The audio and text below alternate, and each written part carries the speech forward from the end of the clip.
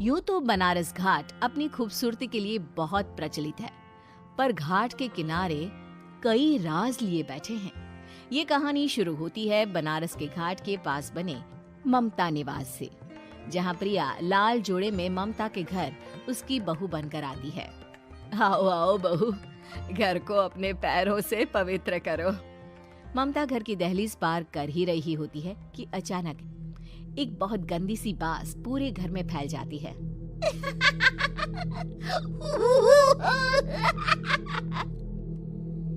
ये बदबू और ये आवाजें, ये कौन हंस रहा है माँ? अब ये पड़ोसी ना हमारे थोड़े अलग से है। कहाँ हम शाकाहारी और ये मांस मच्छी खाने वाले। छोड़, तू ध्यान मत दे और गृह प्रवेश कर। और हाँ बहू, अपनी सास की एक बात हमेशा याद रखना, इन पड़ोसियों से तो कभी बात नहीं करेगी। अच्छे लोग नहीं है ये। अपनी सास की ये बात मानेगी ना बेटा? हाँ माँ, जो आपकी मर्जी, मैं उनसे बात नहीं करूंगी। अगले दिन प्रिया अपनी पहली रसोई बनाने रसोई घर में जाती है। ये छोकी बात तो नाक में जा रही है। एक काम करती हूँ, खिड़की खोल देती हूँ। प्रिया खिड़की खोलने जाती है। इतने जाले, लगता है इस खिड़की को कभी खोला ही नहीं गया। पर ऐसा क्यों? ओह, नॉन वेज की स्मेल आती होगी ना। 2 मिनट के लिए खोल लेती हूँ, फिर बंद कर दूंगी। प्रिया खिड़की खोलती है। खिड़की खोलते ही उसकी नजर सामने वाले घर की खिड़की पर पड़ती है, जहाँ एक लड़की खड़ी होती है। हाथों में मेहंदी, लाल रंग की साड़ी, बिल्कुल सजी धजी, मानो प्रिया की तरह ही वो भी नई नवेली बहू हो। वो प्रिया को देखकर मुस्कुराती है। हे भगवान, माँ ने तो इनसे बात करने को मना किया था। प्रिया फौरन ही खिड़की बंद कर देती है और तवे पर चढ़े रोटी की ओर देखने लगती है, पर वहाँ रोटी न होकर मछली पड़ी होती है। ये क्या? पहली ही रसोई में इतनी बड़ी गलती। हे भगवान, अब मैं क्या करूं? प्रिया बहुत डर जाती है और फौरन रसोई की सफाई करने और फिर सभी के लिए खाना बनाने लग जाती है। जब वो सबको खाना परोसती है, सब तो ठीक है, मैं बेकार में चिंता कर रही थी। हे भगवान, ऐसे ही बस अपनी कृपा बनाए रखना। रात के वक्त जब सब सो रहे होते हैं, तब प्रिया को पायल की आवाज सुनाई देती है, जिससे उसकी आंख खुल जाती है। ये पायल की आवाज कहाँ से आ रही है? प्रिया उठकर उस आवाज के पीछे छत की सीढ़ियों तक जाती है। तभी उसे बच्चे के रोने की आवाज आती है।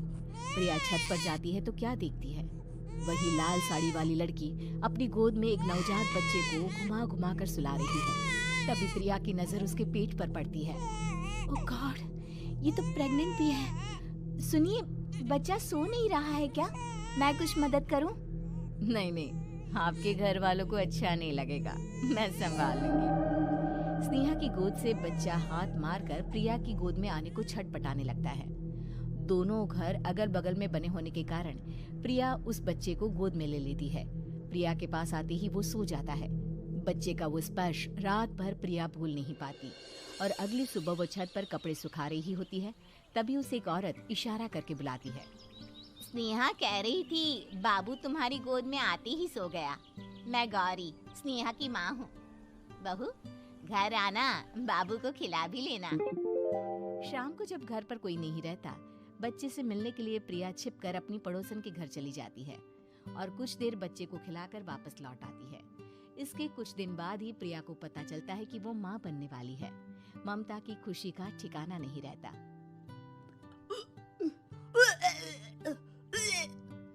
माँ जी, पता नहीं क्यों उल्टी आ रही है। प्रिया भागती हुई वॉशरूम में जाती है तो हरे और लाल रंग की उल्टी करती है। उस उल्टी में से कीड़े निकलते हैं। ये क्या? खून और ये कीड़े! माँ! माँ!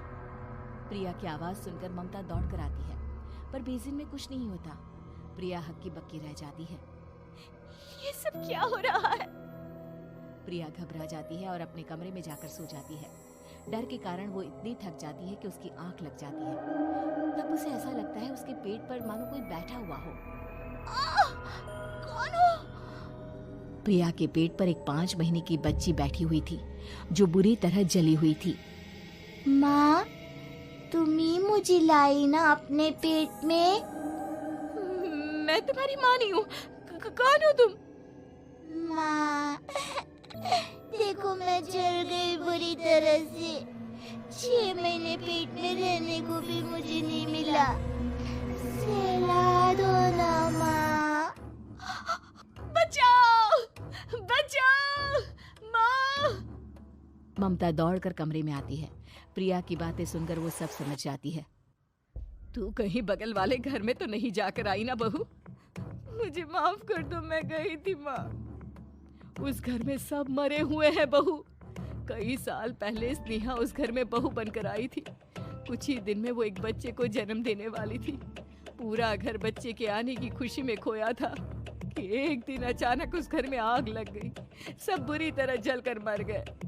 गौरी आज भी दादी बनने का इंतजार कर रही है और इसीलिए स्नेहा ने अपना अजन्मा बच्चा तुम्हारी कोख में डाल दिया। ममता ये कह रही होती है कि पीछे से उसके पैरों को एक बच्चा पकड़ लेता है। दादी, दादी। माँ, स्नेहा की गोद में यही बच्चा था। ये बच्चा कौन है फिर? तेरी मौत है। तेरी भी दादी। जिस चीज का ममता को डर था वही हो गया। ममता निवास के ऊपर मौत ने चादर बिछा दी थी। प्रिया का पेट ऐसे बढ़ जाता है मानो 9 महीने का हो। 2 हाथ उसके पेट से बाहर निकलते हैं। बहू, संतोष को फोन कर, किसी पंडित जी को बुला बहू। प्रिया का पति भागता हुआ घर आता है। ये तो होना ही था माँ। तेरा पाप तेरे सामने आ गया तो तू सह नहीं पा रही है। स्नेहा घर में आग लगी नहीं थी, माँ ने लगाई थी, प्रॉपर्टी की लालच में। और वो बच्चा मेरी पहली पत्नी का बच्चा है, मेरा बेटा, जो कि उस आग की चपेट का शिकार हो गया था। मैंने तुमसे ये सब माँ के कहने पर छुपाया था। मुझे माफ कर दो प्रिया। तुम अगर चाहो तो यहाँ से जा सकती हो। मैं तुम्हें किसी भी बंधन में रखना नहीं चाहता। मेरी शादी हुई है आपसे, मैं आपको छोड़ नहीं सकती, पर उससे पहले हमें स्नेहा, उसकी माँ और बच्चे की आत्मा की शांति करवानी होगी। संतोष और ममता गौरी के घर जाते हैं। अंदर सब कुछ जला हुआ होता है। जमीन पर जली हुई लाशें बिखरी हुई थी।